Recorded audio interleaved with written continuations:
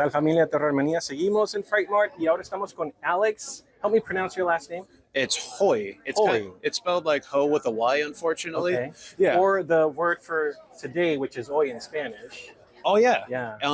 I also found out that in Urban Dictionary, Hoey also stands for a term of endearment for your bottom bitch. Oh. So that was a fun thing to Google online. I just thought it meant like Irish or something, but well, I found that out. No wonder I kept getting those calls. Oh, wow. Wow. Okay, so Alex, you are here showcasing your artwork. Please tell us a little bit about your artwork and how you got inspired to do all of the stuff that we're seeing here today. Oh, yes. So this is all my artwork right here. I am a cartoonist. I've even done some stuff in video games, even comic books. I've loved comic books all my life. My dad inspired me to get into comics. He had tons of heavy metal magazines. He got me into all the sci-fi and all the horror stuff. And all my life, I was like, I want to make comics. I want to do all this stuff.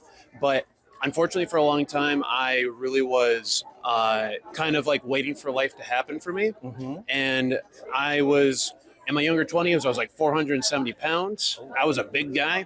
And I was like, well, life will eventually come my way. I was told I was a good artist, so eventually life will come my way. Went to the hospital and nearly died. Oh, my God. Had a terrible botched surgery. The surgeon nearly killed me. And after months and months being in the hospital, I finally got out and was like, life can't get any worse for me, so maybe I'll just bounce back and get into art. And my dad, who inspired me, had a heart attack and he was gone. Oh, my God. And it's like, well, life, I guess, can go off script, get even worse and worse. But the one thing my dad always wanted was me to pursue what I wanted to do and make sure that I was happy. Ultimately, at the end of the day, that's all that he wanted to do. So I lost 280 pounds and started pursuing my life. I moved out of where I was, and I've been pursuing it ever since. And now I can say today that I'm working on my own comic book. I'm a creative director in a video game, and I'm still keeping at it. And there's tons of stuff I want to do, and nothing's going to stop me. Okay. So can you mention which game you've been a video creative director for? Oh, right now I'm working with Digital Sagas, and we are doing a game called Totally Dreadful right now. Okay. And we're still working on some of the teaser trailers right now, so that stuff should be out soon. And I'm very excited for what the guys have been cooking up, because it's a small team effort, and everyone on the team is amazing.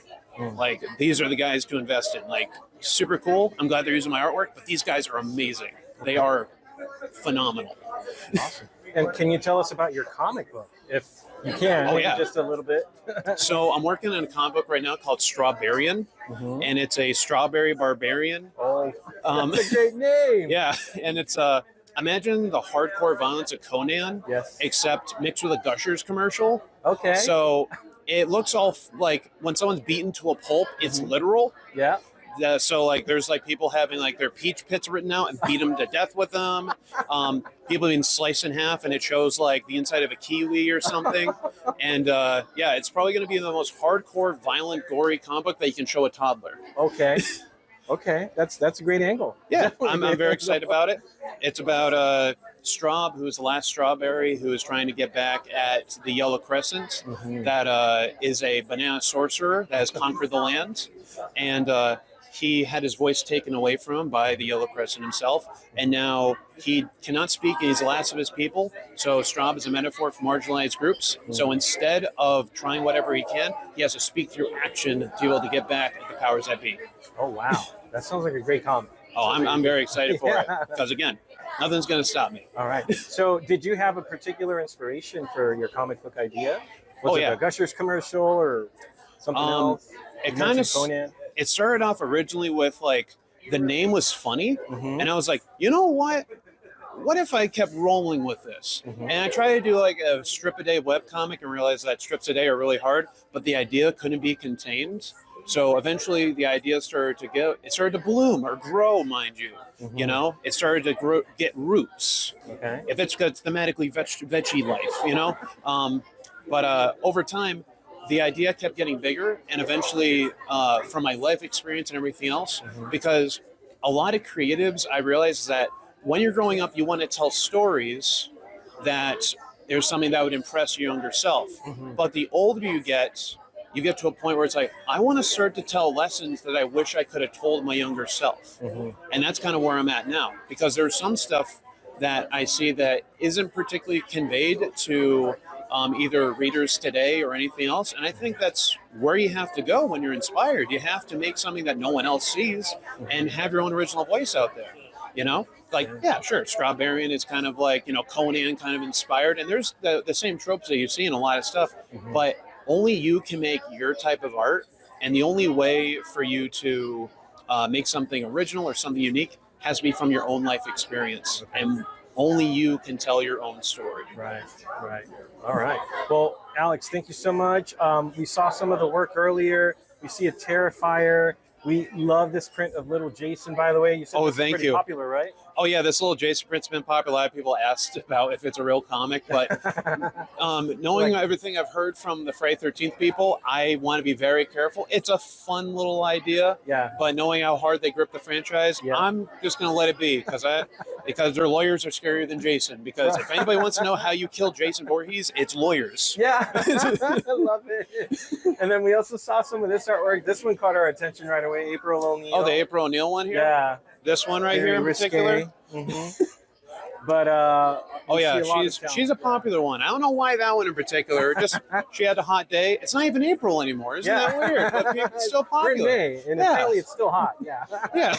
All right, well, Alex, we did want to ask you: do you have a favorite horror terror writer or horror terror film, or maybe even your first horror terror film that you remember watching?